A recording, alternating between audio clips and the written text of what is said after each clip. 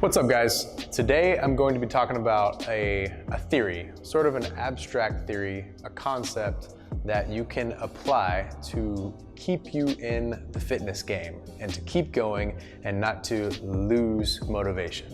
So it's just a matter of how you think about it. So today we're going to talk about game theory, a little bit of game theory. And I learned it from Simon Sinek, who is the author of The Power of Why.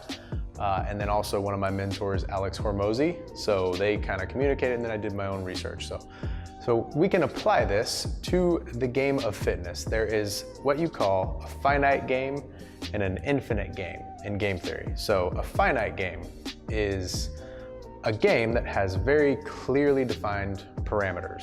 So think of a basketball game, like an NBA basketball game. So that would be where you have 4 12-minute quarters, and the goal of the game is to score more points than the other team.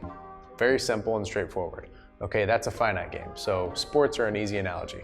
An infinite game has no clearly defined rules. It's still a competition, but there's no clearly defined rules, and there's not an end in sight. There's no way to end the competition, quote unquote. So business is one of those, because there's not really a measure necessarily. There are measures, but there's not one measure that clearly defines who won and when the game ends, because it could be more money, it could be market share, it could be all types of things. So an analogy for it as well would be war. And with war, the best analogy here for simplicity's sake would be when the Soviet Union invaded Afghanistan back in the 80s. So the Soviets were playing a finite game, and the Afghanis were playing an infinite game. And here's why. The Soviets had a very clearly defined goal, which was to conquer Afghanistan, to beat them in combat, and then to absorb Afghanistan into the Soviet Union. That was their goal. That would be the end game for them. Not that it would. We found out ourselves that's not the way it would end over there. But the Afghanis, however, were playing an infinite game, and here's why. They had no ending in sight.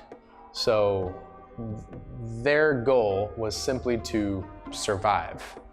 And in that state, if someone's playing an infinite game versus someone who's playing a finite game, the infinite player has a huge advantage, because they're willing to do whatever it takes just to stay in the game, to survive, literally.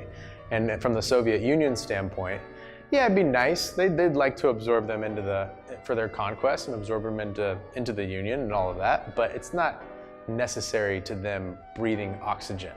The Afghanis, it was literally like they were fighting for their right to breathe, right? And for their kids' right to breathe.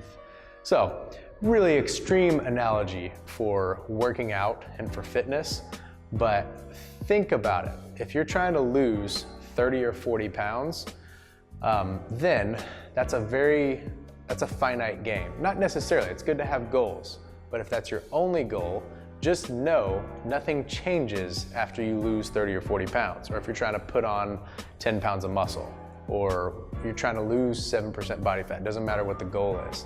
Nothing changes after you achieve that goal, right? So you have to keep going. The only way to win is by playing an infinite game. That means you just stay in the game forever.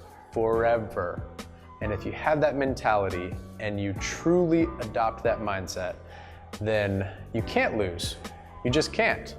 And you can even make mistakes along the way, and you will make tons of mistakes along the way and make adjustments, but your criteria has changed. So your only goal is to keep going. That's it. What you have to fight off are things like time, the time excuse, social life excuse, the not feeling motivated excuse, and you can add 37 things to that. And those things are always going to be attacking you. Those are kind of like your Soviet Unions, but you got to be the Afghani in this analogy, and just stay in the game, fight them off, and freaking survive. that's about it. And I hope you got something really powerful out of this video.